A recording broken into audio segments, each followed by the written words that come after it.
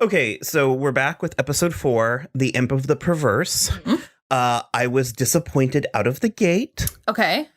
I thought we were doing like kind of like a 7 deadly sin type thing. Sure. So I was ready for full throttle lust. Yeah. And we did not get that. No, but it is a perversion of, yeah. They clarified very early on and I was like, oh. That's a bummer.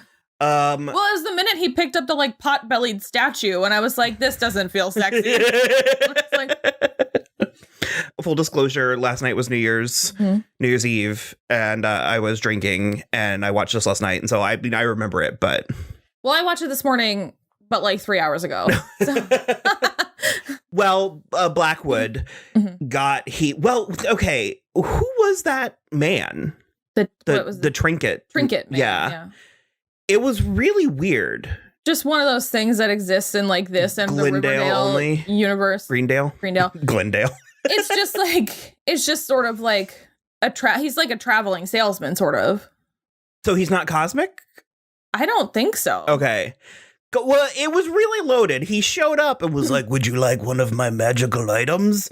And Blackwood was like, yes, this very one I'm looking for. And he's like, it's not for sale. And I was like, okay, already this is a really like, this business model is unsustainable. This is dicey. How do you eat? And so he took it, and Prudence was...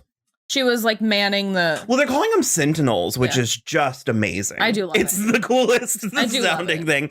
And she had the most amazing, like white... bell sleeves. But it was like Serena van der Woodsen's wedding dress. Yeah. It was like white and gold and shiny, which LeMay is hard to... Well, it wasn't all LeMay, no. Which helped.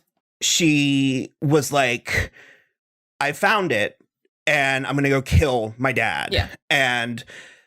because she was communicating with Mambo Marie and Roz, I feel like we finally have a grasp on Roz. It's really nice. But I'm furious that it got... we're so late, and we have a lock on a character who could have been interesting and useful from like episode 4. She's really dynamic. You're right. She's very useful. We're in a very Willow place. And Willow didn't take 4 seasons to be useful. No, you know although she did take 4 seasons to come into. Well, she took 7 seasons to come into. Sure. But my point is, Roz for much of the show felt like a little bit of an afterthought in a way that I feel like she's been sort of promoted into first tier. Yeah. And I still think the her and Harvey thing isn't weird, but there is an element of it where that does sort of feel like, well, we don't. Okay. I think I realized one of the issues I have with this show, and it's the issue with any large ensemble. Yeah, Riverdale. Is that we have collected a lot of interesting characters, most of which who have a lot of potential, and we don't want to really get rid of anybody, but we also can't serve them all. Yeah. And so you wind up with a lot of plate spinning. And I feel like we're there, in particular with like Harvey and Father Blackwood. I'm the same as you were in episode 1, where it's like, I don't know why this is Father Blackwood. There's no... I don't want to lose him. There's nothing about me that's like, we need to get rid of Richard Coyle. But it's also like, what is he bringing at this point? Yeah, and we could have got rid of Richard Coyle. He's not doing anything different than he's done the whole time. He's still trying to like kill Sabrina for whatever reason. And it's just... And the other thing that I have an issue with, and it goes towards what you were saying with like huge ensemble, and you don't have enough time for all the people, especially with the like 8 episode seasons, like that's sometimes 22, so it works. But the issue is that it feels disjointed every time we get one of these characters, where it's like every time someone comes up and you're like, it's like every time that Ethel comes in and you're just like, well, they needed somebody that we know but who's not in the group to be like in this cult or whatever.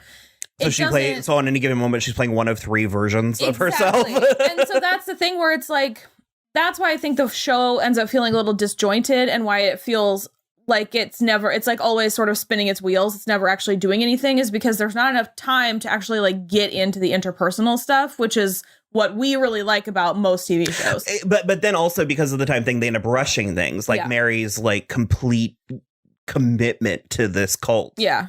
Do you know what I mean? And so we did have some things. So kind of to rein my point all the way back in is that I like how we're using Roz, and Roz and Sabrina were sort of like on their own this episode, which was nice. It was nice, but there was also a lot of hand waving and well, that's the other thing. It's like they could have also used this time to like deepen and strengthen their relationship and friendship, and instead but they got shit to do though. It's like no, I know, but I feel like no, I agree with you. Like if this could have been not a bottle episode, but if this could have been a Roz and Sabrina episode, but no, we've got plot that we have to churn through like a fucking crank, and it's like it's not that I want the show to be slower paced or anything, because that would be so dreary, but I feel like there should be more moments for stuff like that. And they even cut sort of all opportunity for that by having nobody except for Sabrina and Roz remember the real Greendale.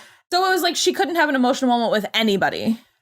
Well, once again, though, Miranda Otto and Lucy Davis worth their weight in gold. Totally.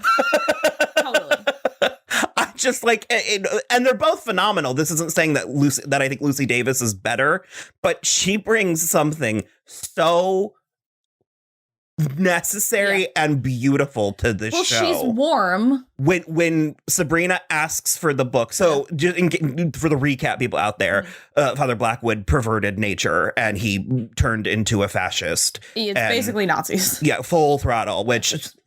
Uniforms and everything. Say what you will about the fascists. Don't do this. But the aesthetic is on point. Harvey's in his like Hitler Youth uniform. It was just like, and it's another thing that I've also commented several times on our coverage of the season, but I do love the quaintness of this show about how he goes like complete like New World Order, but it only exists in this podunk town. Only Greendale. They don't even have a Starbucks. It's so funny. And furthermore, because we've complained a little bit about characterization, and one place where they do not lose the characterization is that everybody is stupid. Yeah. Sabrina just keeps yelling at people that she knows them. Yep. Yeah. And I'm like, why would you think this would work? What are you not based on what? Well, and like even Roz is like, Harvey, I know that you're still in there. And it's like, no, he's not. This is the doppelganger. Yeah. Like he obviously is still Harvey, but he's gonna arrest you. Like it's ridiculous. And so they came up with this like thing about how because it didn't work on Sabrina and Roz because they've touched the other two eldritch horrors. And I don't know, it's whatever. They've had like direct contact. I get it. So what was this school? Were they witches that were just sort of behaving? The academy? Yeah. It was like he kept calling them witches. Yeah, maybe. Maybe if they just like follow his rules, he'll like let them. But... I mean, this is the show that can't decide if good is good or not. That's also, if angels are good or bad. That's also true. I like also. They cut to that pathetic little church with 12 people in it. I also continue having issues with Nick because I can take more. Wait, I literally was out in the living room rolling my eyes. It's so absurd. Like, I get it. It's whatever. It's fine. To be clear, I enjoyed this. No, I did too. Okay. I really did. But it just, with that scene in particular, I was like, they're going to crush him like the man in Salem, who's in the Salem Witchcraft Museum and everything. And I just was like, okay, man. And then he just was like, more weight. And I was like, yeah, I heard that on the display in the museum when I was like 14 years old. Like, I get it. I feel like they thought they were too clever by half putting that in there. And I'm just like, it's... I did like Anubis. Yes, Anubis was cool. I wish it hadn't been like a bulldog or a pit bull or whatever it was. I wish it had been an actual Anubis. Oh, I didn't even go there. Has Robin always been super fast? I think he can like... Oh, what's the word? He can it's not teleporting. Yeah. No, he's very fast. Oh, he's just like running? Yeah. Oh, okay. Because he did the like 8 million. Oh, okay. I mean, I guess. His poor hand. Do you remember that?